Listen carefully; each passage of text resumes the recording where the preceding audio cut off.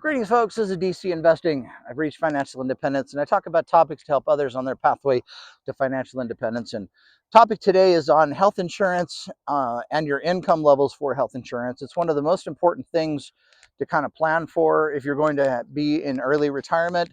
For anybody in the fire community, this is something to kind of definitely be aware of. And one of the nice options that you have available to you if you're retiring early is the ACA healthcare program. Um, which can be a really low cost type of care if you understand the rules correctly. And so the costs for your healthcare are based upon what's something called MAGI, which is modified adjustable gross income. It's not the same MAGI as is on your federal tax bracket or tax W-2 tax thing. That's a technical term, a tax thing. But so just know about that. And there's a sweet spot for getting good subsidies.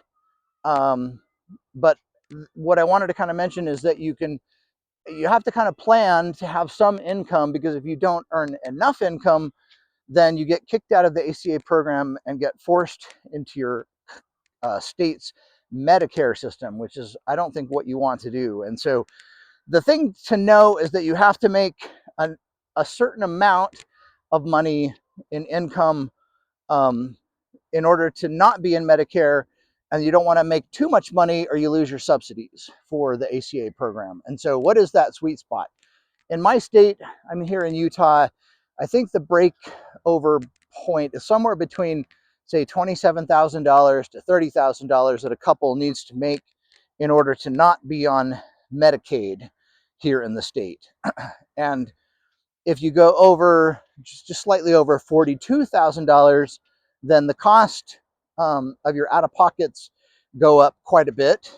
So really the sweet spot for all the subsidies, the good health care, is if you can control your income between, say, $30,000 and $42,000 a year that count towards the MAGI. And there's folks that say, well, that just doesn't sound doable. How could a person live on that amount? It's like, it's not the amount of money that you have to live on, it's what counts as income. And so that's one of the important things to consider. You need to make enough from your investments to be above that, say, $30,000 mark. And so qualified dividends count towards that, or long-term capital gains count towards that. Rental income does, or Social Security does. And so basically you just need to be over, say, about that $30,000 mark, or 27,000 to 30,000 or whatever as a couple, to not be in Medicaid. But if you go over, I think for a couple, it's $84,000 a year, then you lose your subsidies, which, are the equivalent of like having 20 grand in extra expenses for a couple. So you don't want to lose your subsidies.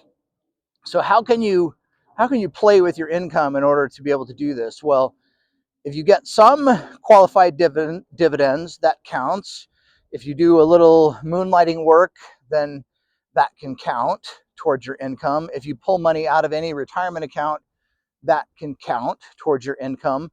And so my personal plan is I'm going to pull, if I can, enough to use up the entire standard deduction bracket from my 401k or IRA, or do a Roth conversion if I don't need the money. But every year I want to use up that 0% tax bracket called the standard deduction. So I'll pull, say, $32,000 out of my 401k or do a Roth conversion. I'll probably Roth convert it because I don't necessarily need that money.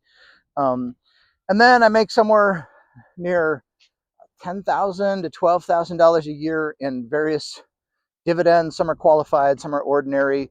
So that's going to stack on top of it.